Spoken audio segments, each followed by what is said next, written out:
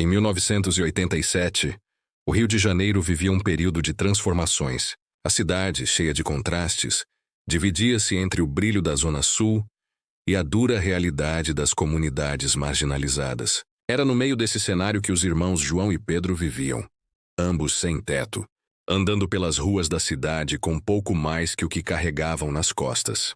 João, o mais velho, tinha 29 anos, e Pedro, seu irmão de 22, eram conhecidos nas ruas de Copacabana. Eles não eram apenas moradores de rua, eram sobreviventes. Enquanto a cidade ao redor deles se afligia com suas próprias dificuldades, os dois irmãos enfrentavam o que parecia ser a batalha impossível: viver nas ruas, sem perspectivas de mudança. Eles passavam os dias à procura de comida, se abrigando onde podiam, mas sempre com um olhar fixo no horizonte, esperando por algo que mudasse sua sorte. Mas, no fundo, sabiam que não poderia ser para sempre. João, que fora vendedor ambulante no passado, sempre dizia: algo vai acontecer, não podemos viver assim para sempre. Era uma esperança silenciosa, mas firme. Ninguém, nem mesmo eles, sabia que a reviravolta viria de onde menos esperavam: do lixo. Na manhã de um dia quente de março, João e Pedro estavam vasculhando o lixo em busca de algo para comer. Uma rotina que haviam aprendido a enfrentar com resignação. Eles estavam perto da praia de Copacabana, onde turistas passavam, alheios à realidade daqueles que moravam nas sombras. Foi ali, entre sacos de lixo e restos de alimentos, que João encontrou algo incomum: uma mala de couro velha, com a alça quebrada, mas estranhamente intacta. A primeira reação de João foi de desconfiança. Uma mala no lixo era demais até para os mais esperançosos. Mas algo a fazia diferente. A curiosidade venceu o medo, e ele a abriu com cuidado. O que estava dentro parecia impossível. Pilhas de notas de cruzeiros, organizadas em pacotes, como se alguém tivesse acabado de receber um pagamento e, por algum motivo, decidido descartá-las. Pedro, olha isso, disse João com os olhos arregalados de incredulidade. Pedro se aproximou e, ao ver o que estava diante deles, não conseguiu acreditar. Não pode ser. Eles contaram rapidamente o valor. Eram cerca de 50 mil cruzeiros, o que hoje equivaleria a uma pequena fortuna. Era mais do que qualquer um poderia sonhar. Eles olharam um para o outro em choque. Não sabiam o que fazer com o dinheiro. A tentação de pegar tudo e fugir era grande. Mas algo os detinha. Sabiam que o dinheiro não era deles e que, de alguma forma, isso poderia trazer problemas. Mas, ao mesmo tempo, João pensava que essa poderia ser a oportunidade de mudar suas vidas. Eles haviam vivido no limiar da sobrevivência por tanto tempo. Agora, tinham a chance de um novo começo. Depois de um longo debate, João decidiu que a coisa mais certa a fazer era procurar o dono da mala. Eles não queriam problemas, mas também sabiam que não podiam simplesmente pegar o dinheiro e desaparecer. Devemos procurar alguém, disse João com firmeza. E assim fizeram. Eles foram até a delegacia mais próxima, onde contaram o que haviam encontrado.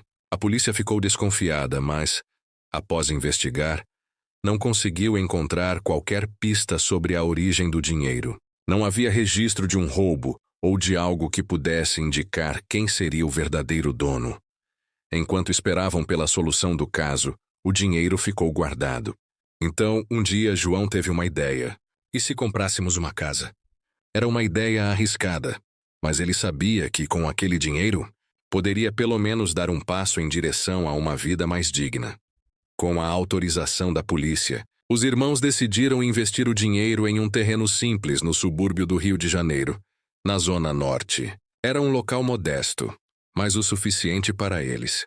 Compraram a casa pequena, de alvenaria simples, mas com um jardim na frente. Era uma casa como qualquer outra, mas para eles representava tudo: um recomeço. Nos primeiros dias, a sensação era surreal. Eles não acreditavam que estavam realmente morando em um lugar que podia ser chamado de lar. Começaram a limpar a casa, a decorar com móveis baratos e usados, e até plantaram algumas flores no jardim. João trabalhava como pedreiro e Pedro ajudava, e aos poucos começaram a reconstruir suas vidas. Mas, como tudo o que parece bom demais para ser verdade, as coisas começaram a dar errado. Eles começaram a receber visitas estranhas. Homens que se passavam por representantes de um grupo de investidores começaram a rondar o bairro. Logo, a verdadeira história da mala veio à tona. O dinheiro não era um simples achado perdido no lixo, mas uma parte de um esquema de corrupção e lavagem de dinheiro que envolvia políticos e empresários locais. Os irmãos logo descobriram que o que encontraram no lixo não era uma simples bênção, mas uma armadilha perigosa. A polícia, ao investigar a origem do dinheiro, encontrou conexões com um esquema maior, e logo os irmãos foram considerados testemunhas nesse escândalo, o que os colocou em uma posição desconfortável. Eles foram ameaçados por homens misteriosos, que queriam que entregassem o dinheiro. João, desesperado para proteger Pedro e sua nova vida, decidiu fugir com o irmão para o interior, onde poderiam começar de novo, longe das ameaças. Mas o destino parecia ter outras intenções. Mesmo fora do rio, os irmãos não conseguiram escapar da perseguição. A história deles logo se espalhou pela mídia, e o que parecia ser um recomeço se transformou em um pesadelo. No final, João e Pedro conseguiram sair do radar das autoridades, mas sua história nunca foi realmente resolvida. Eles viveram como fugitivos por algum tempo, sempre fugindo de quem poderia prejudicá-los. No entanto, a lição que tiraram foi profunda. Eles aprenderam que, por mais que o destino possa sorrir para nós em um momento de sorte, há sempre consequências para cada decisão tomada. Hoje, a história de João e Pedro é lembrada como uma lenda urbana no Rio de Janeiro. Alguns dizem que eles conseguiram recomeçar suas vidas em um local afastado. Outros acreditam que as autoridades os pegaram eventualmente. Mas, no fundo, o que fica é a reflexão sobre o poder do acaso e sobre como uma única decisão pode mudar o rumo de nossas vidas para sempre. A verdade, como sempre, permanece um mistério. O que sabemos é que, quando os dois irmãos encontraram aquela mala no lixo, não encontraram apenas dinheiro, mas um destino que jamais poderiam ter imaginado.